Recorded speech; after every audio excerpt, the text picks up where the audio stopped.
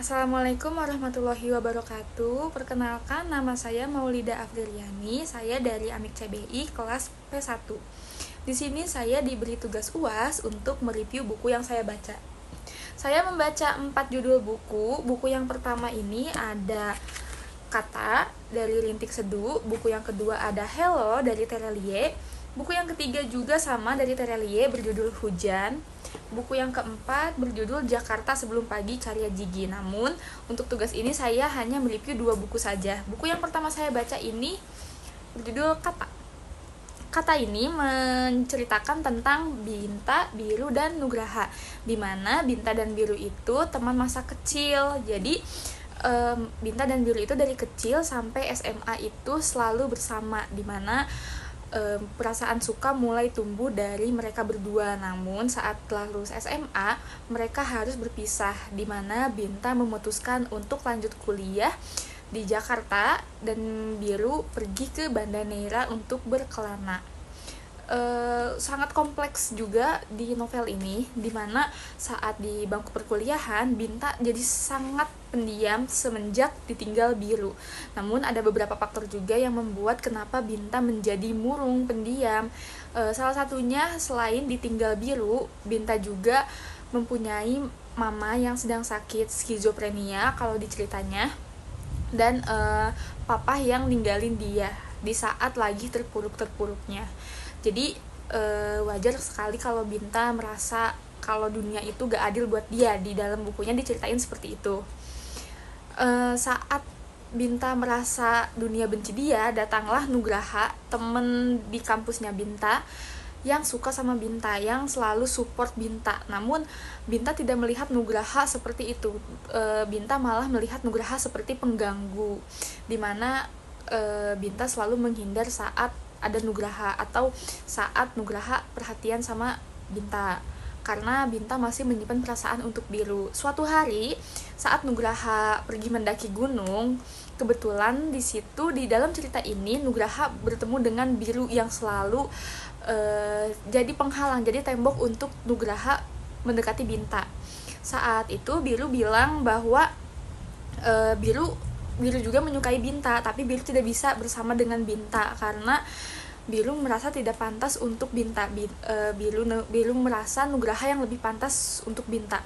Banyak sekali konflik-konflik dalam buku ini. Salah satunya saat mama Binta terkena skizofrenia, saat Biru dan Binta bertemu lalu berpisah kembali, saat Nugraha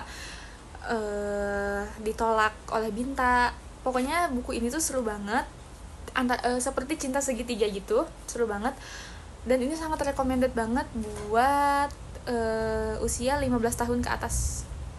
Buku yang kedua berjudul Hello dari Terelie. Ini buku yang paling saya suka sekali karena sangat dikemas begitu rapi ya di dalam ceritanya, dimana menceritakan tentang anak seorang teknik sipil sekaligus arsitektur suatu bangunan juga. Walaupun dia perempuan, tapi di dalam cerita ini digambarkan seperti seorang perempuan yang lemah lembut, tangguh, cerdas, perhatian, cantik. Di dalam bukunya diceritakan seperti itu, dimana di sini anak, plot twistnya, anak ini sedang membangun, merenovasi rumah lama yang ditinggali oleh keluarga Raden Wijaya. Raden Wijaya itu pada saat itu merupakan tokoh penting negara Indonesia. Di dalam buku ini diceritakan seperti itu. Raden Wijaya memiliki 3 orang anak, Rita, Hesti, dan satu lagi saya lupa namanya. Pokoknya Rita, Hesti, dan Patia.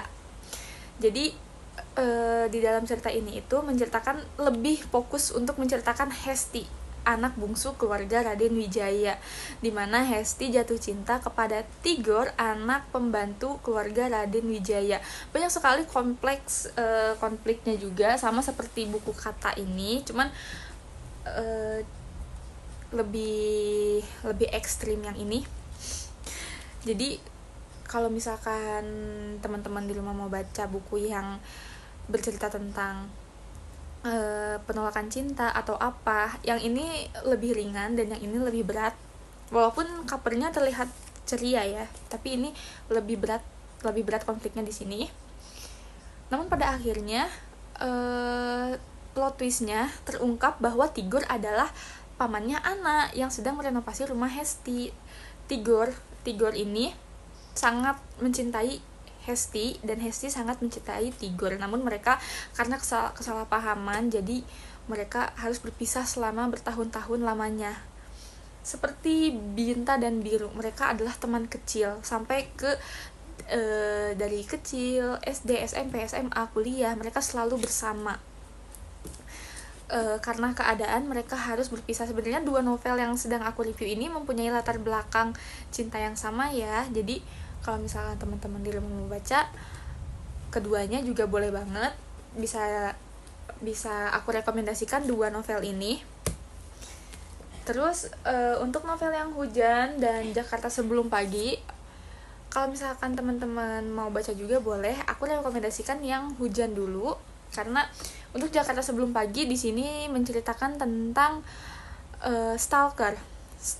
Jadi ada di dalam tokohnya ini Emina itu tokoh di dalam buku ini yang bernama Emina, tokoh utamanya itu diikuti oleh seorang penguntit. Mungkin ini agak agak beda sama dua novel yang ini.